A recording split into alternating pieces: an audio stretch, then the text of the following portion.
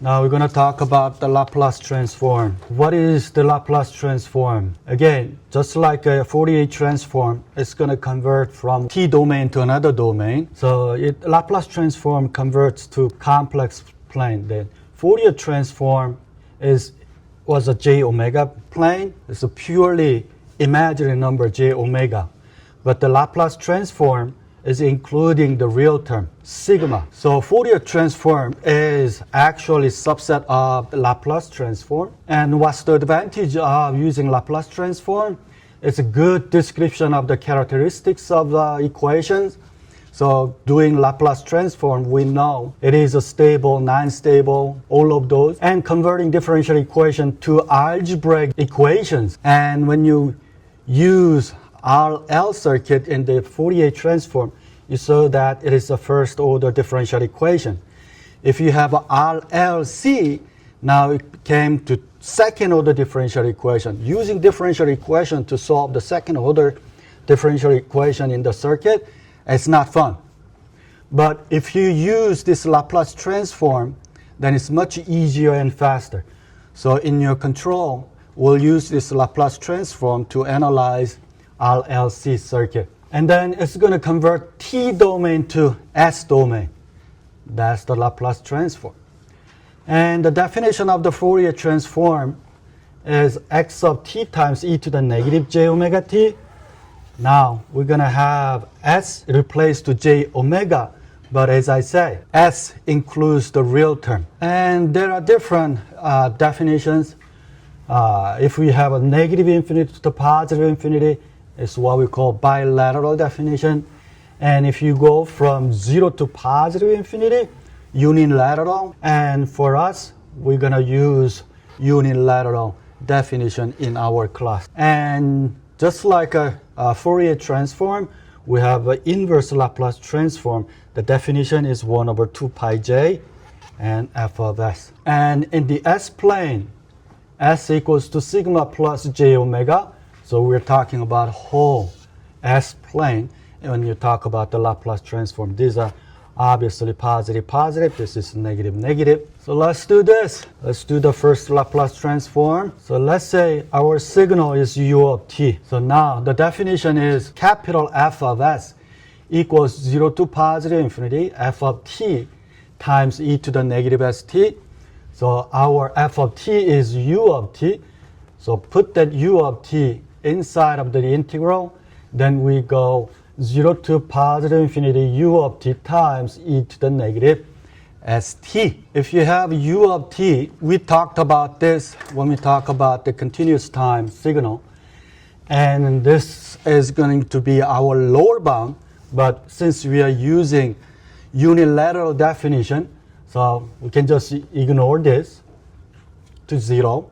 Because we already have a 0. Integral of e to the negative st. So our domain is the t. So 1 over negative s, e to the negative st, e to the negative st, going from positive infinity to 0. This guy is going to be 1 over infinity, which is 0. And then e to the 0 is 1. So we have a negative 1 times negative 1 over s. Now we have 1 over s. So Laplace transform of u of t is 1 over s. And same thing, Laplace transform of any constant, for example, 3, then it's going to be 3 times 1 over s. That's the easy one. Let's do this. I want you to do this. Try this. So this time we have u of t minus 2. So that'll give us lower bound as what? 2. And take the integral. Do it. Our lower bound is 2. So the integral, it goes from 2 to positive infinity, e to the negative st. And again, 1 over negative s. The first term is going to be 0. And then second term, when you plug in 2, it's going to be e to the negative 2s. And that is 1 over s times e to the negative 2s. Now let's do e to the negative at. So similar way, using our definition, integral 0 to positive infinity f of t. This time, f of t is e to the negative at. So when you plug into f of t, e to the negative at there, and now we have e to the something times t. So I'm going to combine these two, factor out negative and the t out. Then we have integral 0 to positive infinity e to the negative s plus a t dt. Now we take the integral 1 over negative s plus a, and then again negative s plus a times infinity minus e to the negative s plus a times 0. Second term again is going to be 1. The first term is going to be 0. Pair for the Laplace transform for e to the negative at is going to be 1 over s plus a. So take a look at your handout equation sheet. I put all of those on the equation sheet. So we have enough practice using the definitions, and from now on we'll just use the pair. It's not going to be straightforward, okay? It's going to be much more than just simply apply one. It's going to be, we need to apply multiple one. These two complex shifting, so when we have e to the at times f of t, that is the shifting in the s domain. And then real shifting is when we have u of t minus something. So if that is the case, we have to have f of s times e to the negative t0s. The one that we just practiced, u of t minus 2, that is actually the real shifting. So the example for the real shifting, let's do this. If we have a u of t in the t domain, that is just the definition. We want to make sure we are just using from positive sign, right? Based on our definition, we have a u of t. But if you have something like a u of t minus 1, t minus 2, t minus 3, then you have to use this shifting property. First thing you want to look at is when you have a t minus 2, we have to have a u of t minus 2.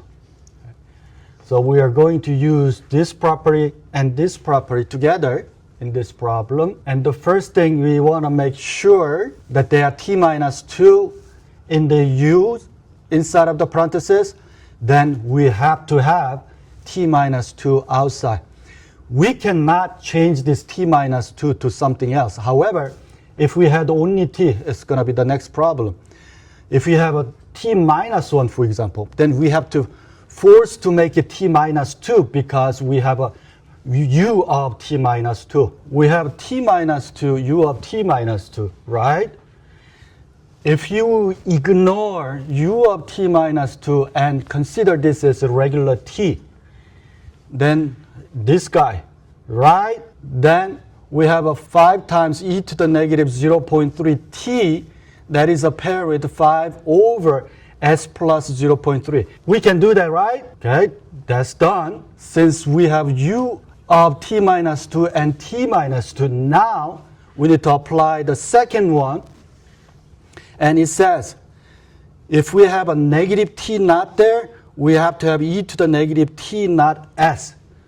So what we need to write in here, e to the what? E to the negative 2 s. First, ignore this and find the pair, and then look at this portion and apply the second one. Therefore, that's the answer. It's not that hard, but you need to separate them first and then take the transform and then multiply proper e functions later. Yeah, because this is the pair. When we have a minus t naught, we have to have a minus t naught s by definition. And we saw it when we have u of t minus 2, we have a minus 2s. We proved that by practicing this problem. Let's do this. This time, when you look at e to the negative 0.3 t, it's not t minus 2. However, we have u of t minus 2. We cannot change u of t minus 2 to just u of t. We are not allowed to do that because that's the complete change of the domain. This signal starting from t equals to 2. But if you change this, we are making the signal starting at 0. So we are not allowed to do that because that's going to be two different signals.